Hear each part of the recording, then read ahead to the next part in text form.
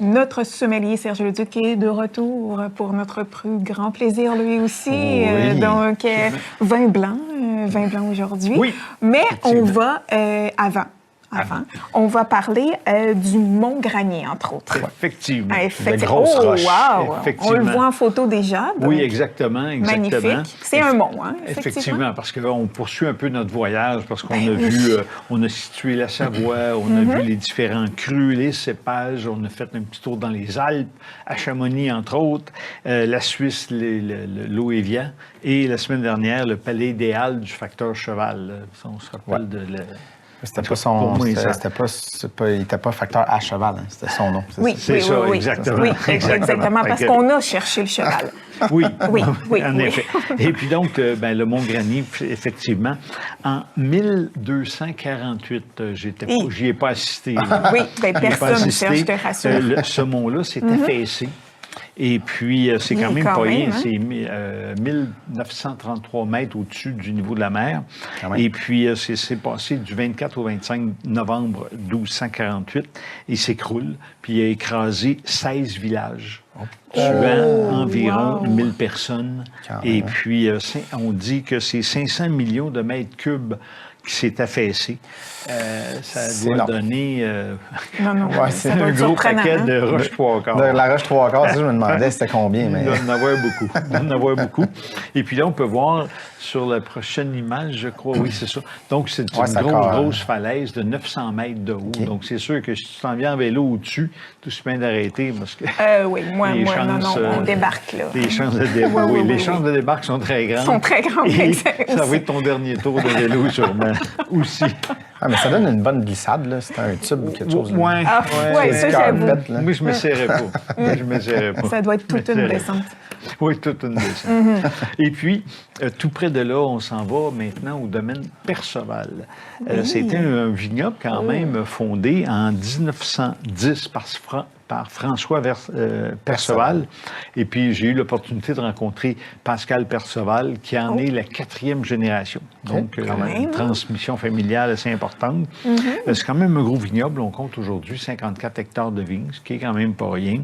Et puis, la particularité, en plus de faire des bons vins de différentes couleurs avec les cépages typiques, là, donc tantôt, on va déguster un jacquard, le cépage jacquard. Il fait aussi de l'altesse et de la mondeuse, mais il fait aussi un vin qui s'appelle vin des profondeurs. Ce vin-là est vieilli 2 ans dans le fond d'un lac, le lac alpin, à 4 degrés Celsius. On peut voir le vin, ça c'est la bouteille. Donc, c'est en métal là, sur le dessus. C'est comme un encre, en fait, on dirait. Oui, exact. Et puis, puis on voit le casque de scaphandrier, parce que c'est des scaphandriers qui vont chercher les caisses et puis dans le fond du lac. Et le vin a la particularité, étant donné qu'on est à la noirceur totale, là, parce que c'est creux, le vin prend de l'âge. Donc, quand on le ressort, il y a comme 5 ans, il a comme vieilli de 5 ans, même s'il il était physiquement 2 ans sous l'eau. Et puis, j'ai eu l'opportunité, évidemment, de déguster. Pour des raisons provisionnelles. On le sait. Exactement. C'est ça, les affaires de même, mais là, moi, je ne dis pas. Là. Non, effectivement. Effectivement, la production est relativement limitée. Oui, sûrement. C'est clair. On s'entend. Et il fait aussi un vin des glaces. Parce que c'est ça, le vin des glaces. Oui. Lui, il est transporté sur un mont. Le mont, attendez, non, j'ai pas le nom du mont, mais c'est à moins 20. Fait que ça gèle un peu. Et puis, c'est du mou qui est gelé. Le mou, c'est du jus de raisin. C'est pas encore du vin. Il n'y a pas eu de fermentation de fait. On fait geler ça. Ce qui va geler, c'est la portion de l'eau. Parce que dans le vin, il y a de l'eau. Et puis, naturellement, là, c'est pas de l'eau qu'on a ajoutée. Non, pas du tout. Et puis là, pendant cette période-là, pendant 30 jours, l'eau va se décortiquer du mou. Et c'est l'eau qui va geler. On est quand même sur un mont à 3613 mètres. Donc, c'est assez haut. C'est assez haut. Et puis, après ça, quand on redescend le tout, la portion non gelée, c'est le jus qui va être pur. Et ça va, on va faire la fermentation par la suite, ce qui va faire en sorte que ça va être comme du vin de glace, comme on produit ici au Québec ou ailleurs en France ou en Ontario. Mais on ne peut pas appeler ça vin de glace parce que c'est une technique défendue. Ça ne respecte pas la norme. Normalement, on va presser des raisins qui sont gelés et non ici, là, c'est un jus. Fait que c'est pour ça c'est vin des glaces. Il y a un S de plus. Ben deux, parce que glace, oui, voilà. Mais ça donne plus d'alcool à la fin, non, pas nécessairement. Non, au contraire. On demandait s'il y avait moins d'eau. On le voit-tu là-dessus? Non, l'altitude de 36 numéros, on voit qu'ils sont numérotés, là, 2201. Et puis, non, ça donne, c'est pas très alcooleux. Comme nos vins de glace, on est à peu près à 9 degrés d'alcool, pourcentage d'alcool. Donc, on a vu ça. Puis là aussi, j'étais en plein travail, évidemment, avec Pascal. Bonne journée. Ça a été une grosse journée. On vous voit même pas dans la photo. Oui, c'est ça. Non, exactement.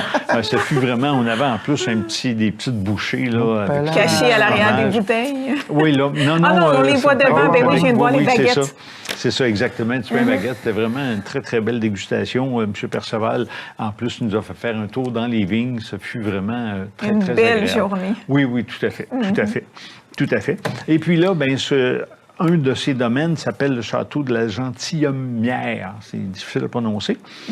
Et puis, c'est un vin de Savoie, le cru Abîme, à base du cépage jacquard, comme j'ai mentionné. Moi, ce que j'aime là-dedans, c'est 11,5 d'alcool. Donc, on va voir que c'est plutôt léger. On peut en boire plus. Mais on a beaucoup de fruits, là. Beaucoup de fruits vraiment très, très agréables. Des pêches, des poires. Un petit peu floral, donc c'est vraiment... Une salade de fruits. Oui, c'est ça. Un peu. Oui, vraiment. Vraiment très agréable, puis en bouche, en plus. Oh! Oui, vraiment très souple.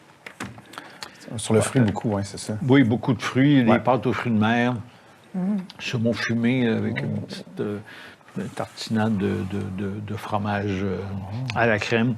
Ceviche de pétoncle, j'aimerais ça aussi. Ça devient sérieux. Donc, c'est vraiment un très beau vin, bien fait, puis à très bon prix. Là, on parle de 20 la bouteille. OK, quand même. Tout à fait raisonnable. On voit qu'il y a une médaille là, aussi sur la bouteille. Oui, c'est ça. Je ne me rappelle pas par cœur. C'est c'est aujourd'hui. En tout cas, moi, je regarde ça. Un challenge en 2024. Parce que les médailles, des fois, il faut faire attention. Ils s'en donnent facilement. Oui, mais là, c'est un concours international français, là. Il y a des vrais concours, puis il y a des concours qui... Mais ça, les médailles, il faut faire attention.